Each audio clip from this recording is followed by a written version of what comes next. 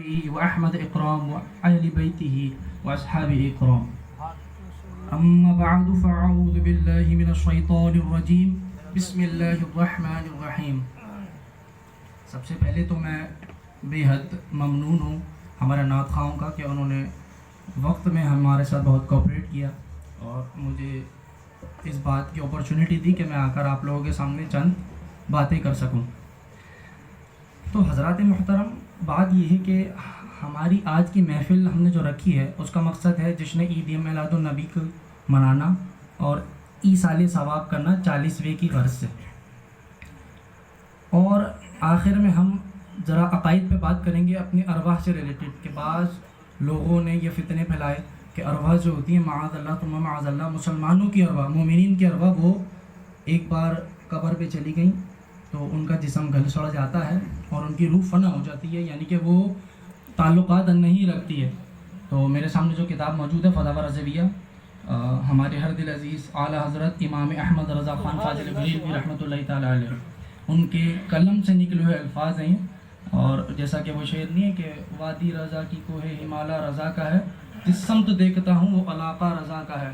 جو اس نے لکھ دیا ہے سند ہے وہ دین میں، جو اس نے لکھ دیا ہے سند ہے وہ دین میں، اہل قلم کی آبرو نقطہ رضا کا ہے.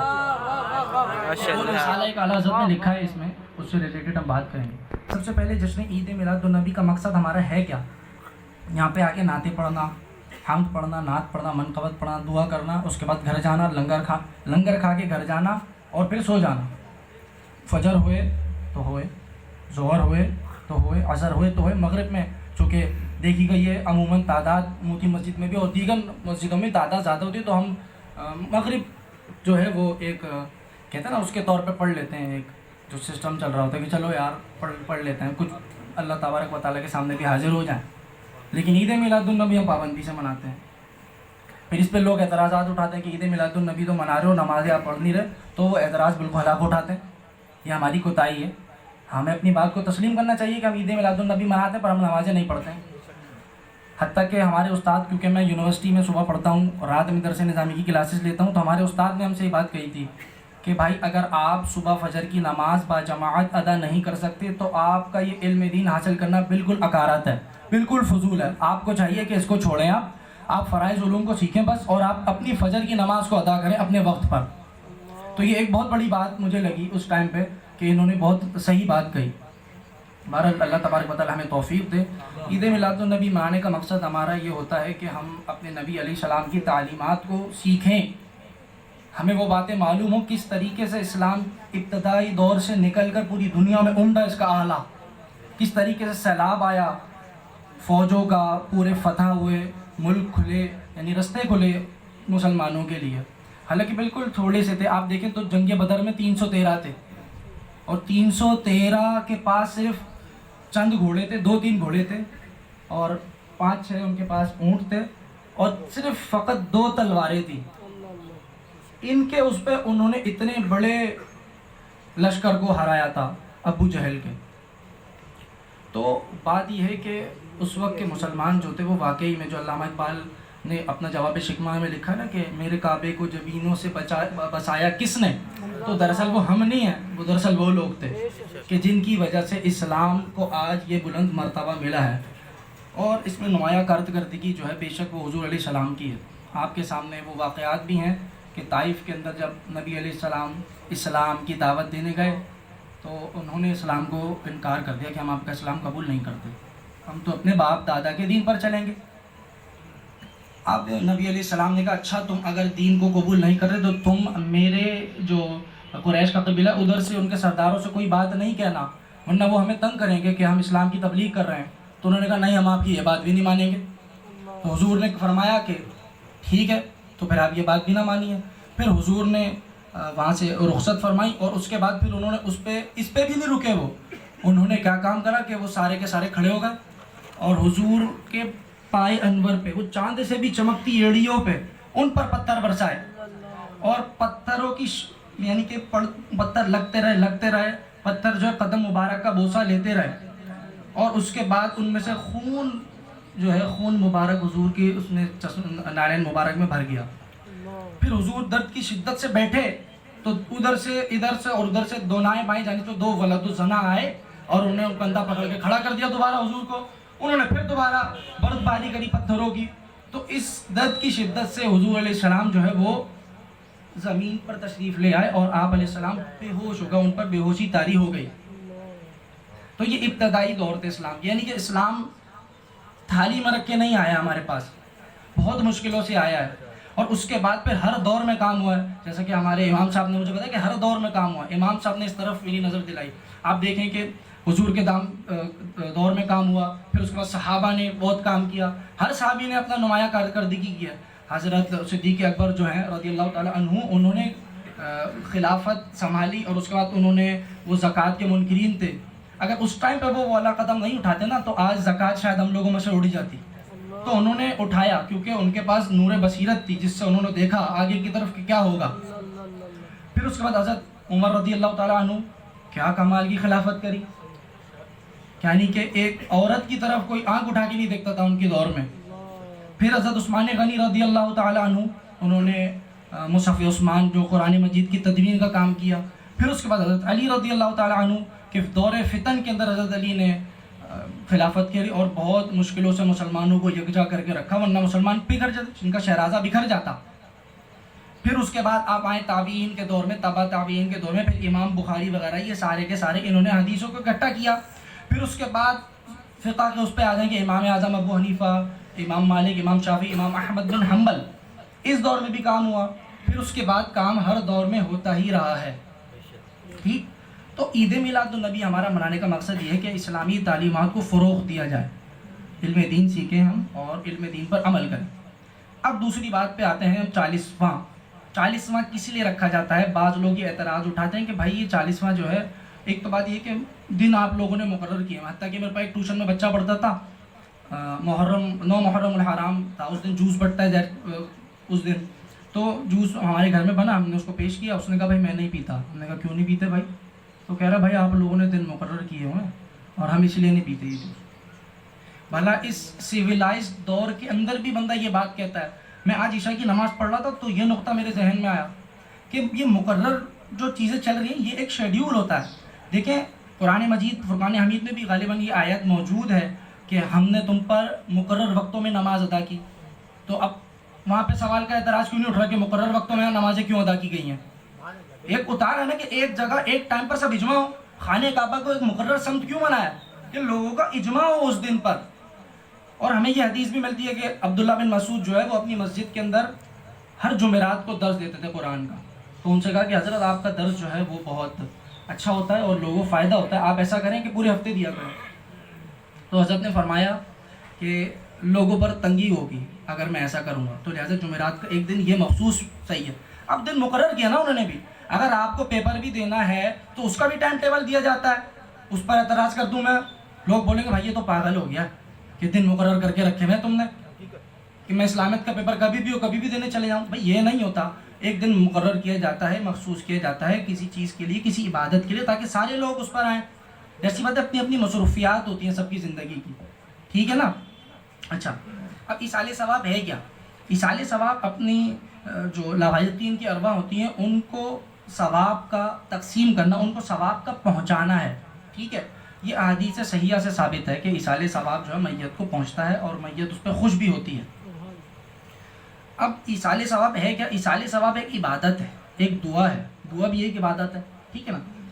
ایصال ثواب میں ہم کرتے کیا ہیں کہ کچھ بھی ہم بھلے سے وہ مالی عبادت ہو, بدنی عبادت ہو یا مجموعی عبادت ہو, یعنی کہ حج وغیرہ, ساری کی ساری عبادات جو ہوتی ہیں ان کا ایصال ثواب کیا جا سکتا ہے. ٹھیک ہے, ان کو نظر کیا جا سکتا ہے. ان میں کچھ شرائط ہیں, وہ شرائط فی الحال ابھی محل نہیں ہے ڈسکس کرنے کا, بہرحال ان میں کچھ شرائط ہیں, ان کو ہم سمجھ لیں, بہت آسان سی ہیں. تو ان کے مد نظر رکھتے ہوئے ایصال ثواب کی تقسیم کی جاتی ہے. اب ایصال ثواب ہم کر رہے ہیں, ہماری میت کو پہنچ رہا ہے. تو لوگ یہ اعتراضات اٹھاتے ہیں کہ 40واں جو ہے آپ کہہ رہے ہیں کہ کھانا کس کا ہے بھائی, یہ فلانا یہ کھانا لے کے جا رہا ہوں میں, بھائی یہ غوث اعظم کی نیاز ہے, غوث اعظم کے نام کا کھانا ہے. تو دیکھیں ہماری زبان اردو ہے, اردو زبان میں استعاروں کا, تشبیہات کا, محاورات کا بے تحاشا استعمال ہے. تو ہم استعارتاً یہ کہتے ہیں کہ یہ بھائی غوث اعظم کی نیاز کا ہے، یار یہ فلاں بزرگ کی نیاز کا ہے، یہ فلاں بزرگ کی نیاز کا ہے. اس کا مطلب یہ ہوتا ہے کہ ان کے ایصال ثواب کے لیے اللہ تبارک و تعالیٰ کی رضا کے لیے ہم نے یہ کام کرا ہے کہ ان کو ایصال ثواب پہنچے اور اللہ تبارک و تعالیٰ کی رضا حاصل ہو. دراصل ہوتا یہ سب کا سب اللہ تبارک و تعالیٰ ہی کے نام پر ہے. ٹھیک بات. ایک بات یہ ہو گئی، کیونکہ میں نے بتایا جیسے محاورہ، اب اگر محاورے اردو زبان کے دیکھیں آپ، جیسے کہ ایک محاورہ ہے، درزی کی سوئی کبھی ٹاٹ میں کبھی کم خواب میں. ٹاٹ کہتے ہیں بوری جس کی ہوتی ہے نا، اور کم خواب کہتے ہیں ریشم کا بڑا مہنگا کپڑا. تو اس کا مطلب یہ ہوتا ہے کہ انسان کو اپنے زندگی میں ہر مراحل سے گزرنا پڑتا ہے کہ اس کی سوئی کبھی ٹاٹ میں گھستی ہے تو کبھی کم خواب میں گھستی ہے. ٹھیک ہے نا. اب یہ محاورے کو کوئی بولے بھائی یہ محاورہ ایسا کیوں رکھا ہے، نہیں نہیں بھائی یہ تو غیر اللہ کے نام پر ہے، غلط ہو گیا. تو یہ تو بالکل غیر معقول بات ہے، بالکل یہ سمجھ سے بالا ہے بات.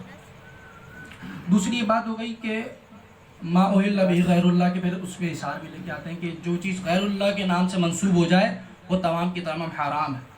تو بھائی ایسے تو پھر ہماری ساری چیزیں حرام ہو جائیں گی.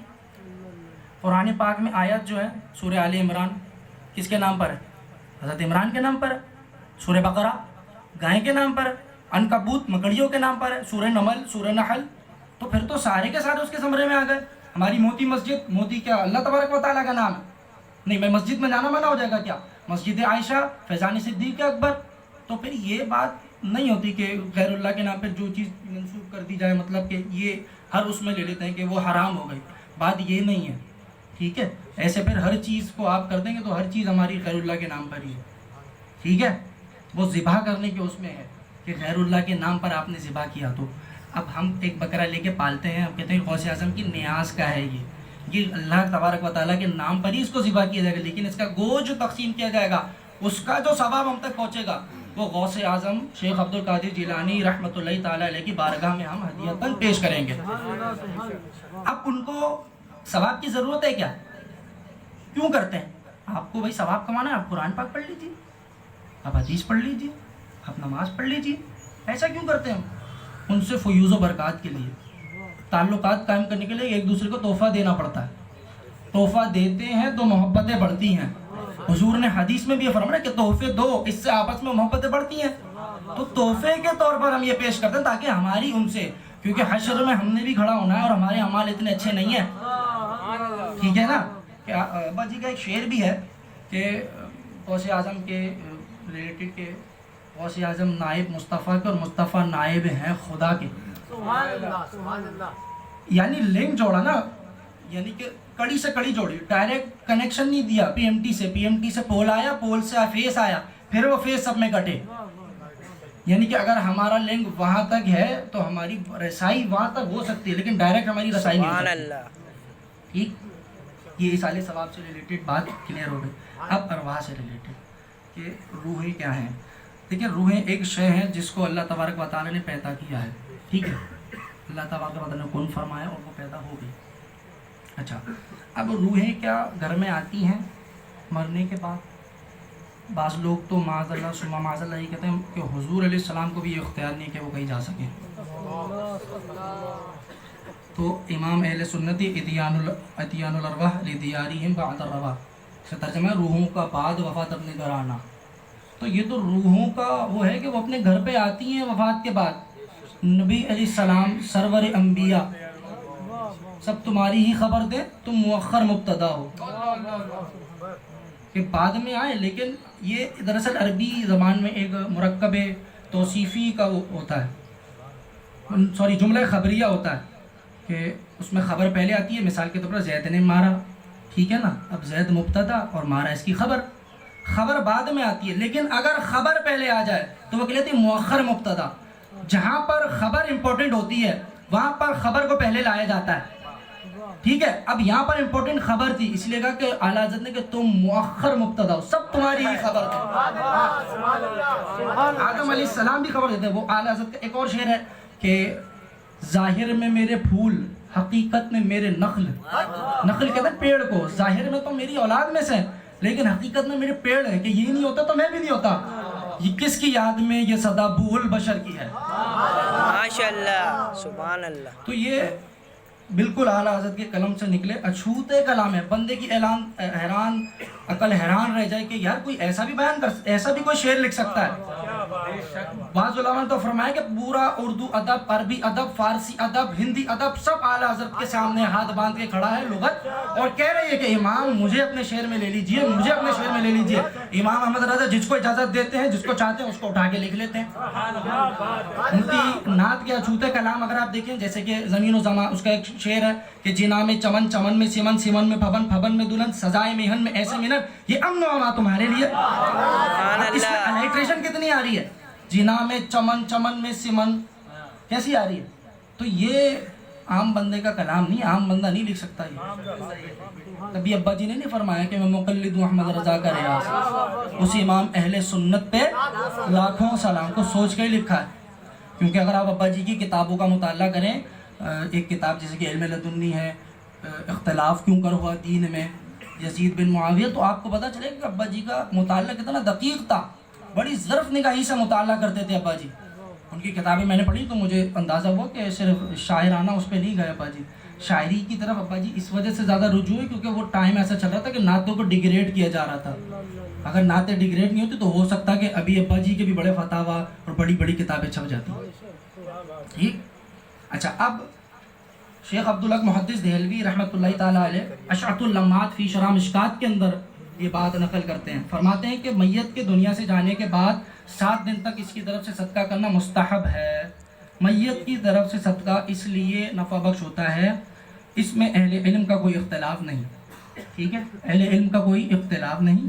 اس بارے میں صحیح حدیثیں وارد ہیں، خصوصاً پانی صدقہ کرنے کے بارے میں. یہ سنن ابو داؤد کی حدیث ہے اور مختلف کتابوں میں اس کو نقل کیا گیا ہے. اور بعض علماء کا قول ہے کہ میت کو صرف صدقہ اور دعا کا ثواب پہنچتا ہے.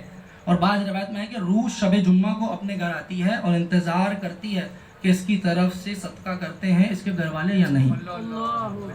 دوسری حدیث میں آ جائے کہ شیخ الاسلام اپنی کتاب کے اندر لکھتے ہیں، کتاب کا نام ہے کشف الغطا. یہ لکھتے ہیں کہ غرائب اور خزانہ میں منقول ہے کہ مومنین کی روحیں ہر شب جمعہ، روز عید، روز عاشوراء، شب براءت کو اپنے گھر آ کر باہر کھڑی رہتی ہیں اور ہر روح غمناک بلند آواز سے ندا کرتی ہے کہ اے میرے گھر والوں، اے میری اولاد، اے میرے قرابت داروں، صدقہ کر کے ہم پر مہربانی کرو. اسی لیے شب برات کو ہم حلوہ بنا کے بانٹتے ہیں. دن اس لیے مقرر کیے ہیں کیونکہ اللہ تبارک و تعالیٰ نے بھی ان کے دن مقرر کر دیے چھٹی کا ارواح ہوگی. اللہ تبارک و تعالیٰ نے کیوں مقرر کیا؟ کیا سوال اٹھاؤ گے اس پہ؟ اٹھتا ہے اس پہ سوال؟ نہیں اٹھتا نا. تو پھر ان پہ کیوں اٹھتا سوال بھائی کہ دن مقرر کیوں کیے؟ اتنے سویلائز دور میں رہتے ہوئے یہ بے وقوفانہ سوال. بھائی آفس کی چھٹی کا ٹائم مقرر کیوں ہے؟ کبھی بھی آؤ کبھی بھی جاؤ. بہت سارے سوال اٹھتے ہیں. یہ آج ہی اتفاقاً بس اللہ تبارک و تعالیٰ کرم میں میرے ذہن میں یہ نقطہ آیا. اچھا، امام جلال الدین سیوطی اپنی کتاب شروح الصدور کے اندر بہت سی روایات کو وہ کتاب ہی اس سے ریلیٹڈ ہے، موت، قبر اور روحوں کے بیان میں بہت سی احادیث انہوں نے اس میں کوٹ کی ہیں اور بہت ضعیف حدیثیں ٹھہرائی جاتی ہیں.